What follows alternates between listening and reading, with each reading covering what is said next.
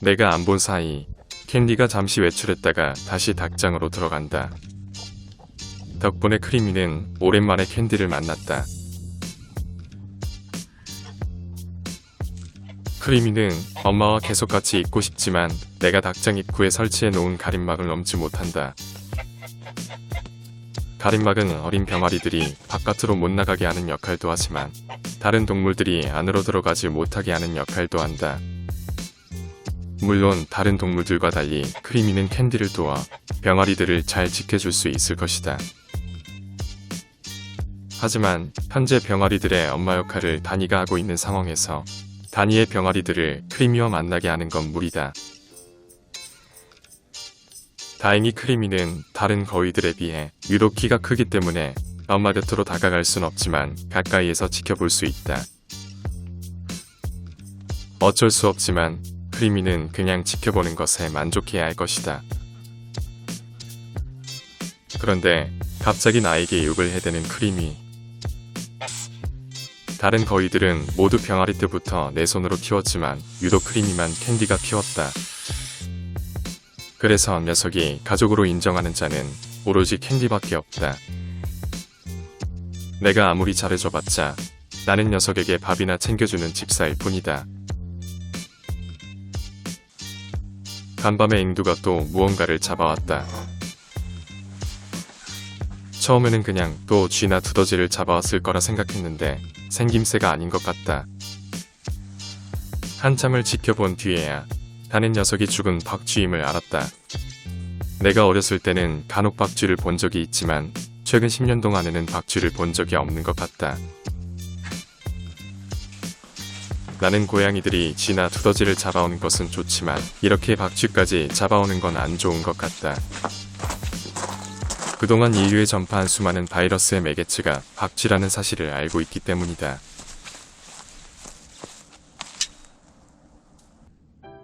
닭장으로 다시 가봤더니 크리미는 여전히 닭장 앞에서 보초를 서고 있다. 요 근래 날씨가 너무 추워져서 병아리 때문에 닭장 문을 닫아두었는데 오늘은 바람이 안 불어 문을 열어놨다. 그래서 그런지 오랜만에 엄마를 만난 크리미는 닭장을 떠나지 못하고 있다. 최근에 캔디가 키운 병아리만 하더라도 새로운 가족과 잘 지내고 엄마를 잊어버린 것 같다. 엄마에 대한 크리미의 이런 애착을 마마보이의 증상으로 봐야 할까? 아니면 지극한 효심으로 봐야 할까? 캔디의 병아리는 이제 제리 가족의 일원이 된 것 같다. 그래서 제리와 봉이가 있는 곳에 병아리도 함께 있는 시간이 들어가고 있다. 몸이 멀어지면 마음도 멀어진다는 말대로 캔디의 병아리는 이제 더 이상 엄마인 캔디를 기억하지 못하는 걸까? 아니면 나중에 캔디가 다시 나타나면 크리미처럼 엄마를 따르게 될까? 가까이에서 함께하지도 자신을 지켜주지도 못하는 엄마와 비록 구박을 하더라도 가까이 있어주는 제리 가족. 집사의 입장에서 바라본 병아리의 선택은 지극히 현명하게 보이며 또 안심도 된다.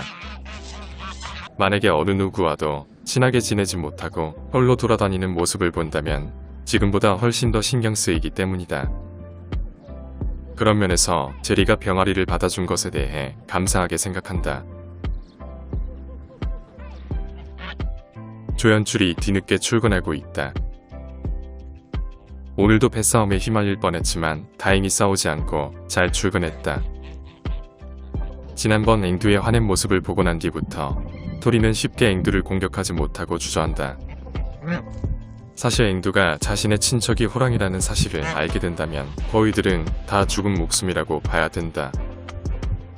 그런 면에서 아직 자신의 정체성을 모르는 앵두와 다른 고양이들에게 거위들은 감사한 마음을 갖고 살아야 할 것이다. 앵두? 오늘은 앵두에게 병아리들을 소개시켜줄 생각이다.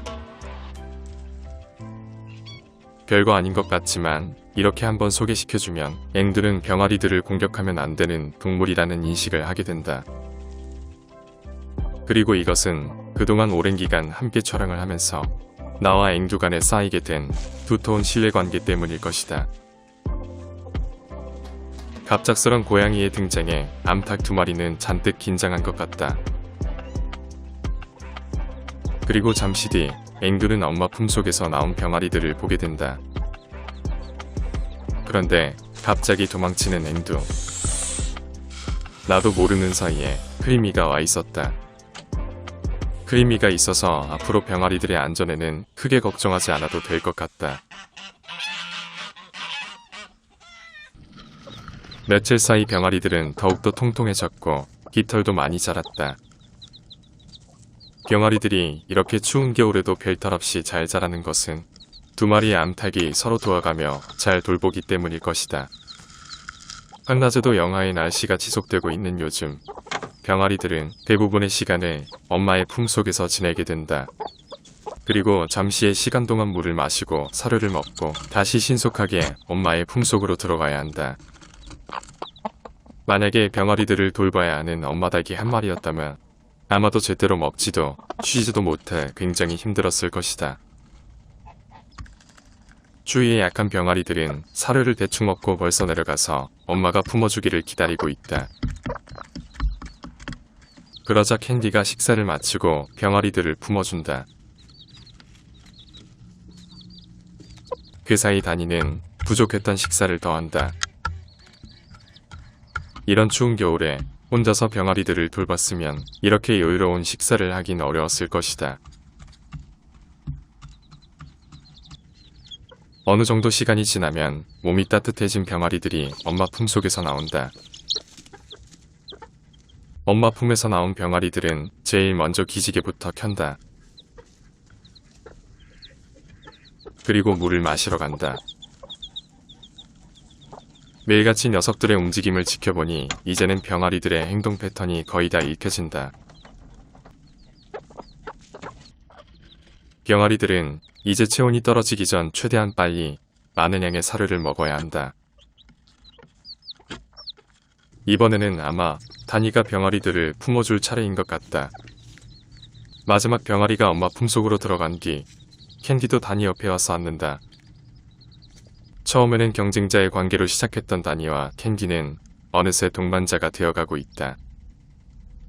2마리의 암탉은 서로가 서로를 의지한 채 고단한 육아를 함께 이겨내고 있는 것이다. 육아는 인간뿐만 아니라 동물에게도 마찬가지로 힘든 과정인 것 같다. 너무 깊게 잠든 다니와 캔디를 보니 더 이상 촬영이 어려울 듯하다. 닭장 밖에서는 크리미와 이브가 열심히 보초를 서고 있다.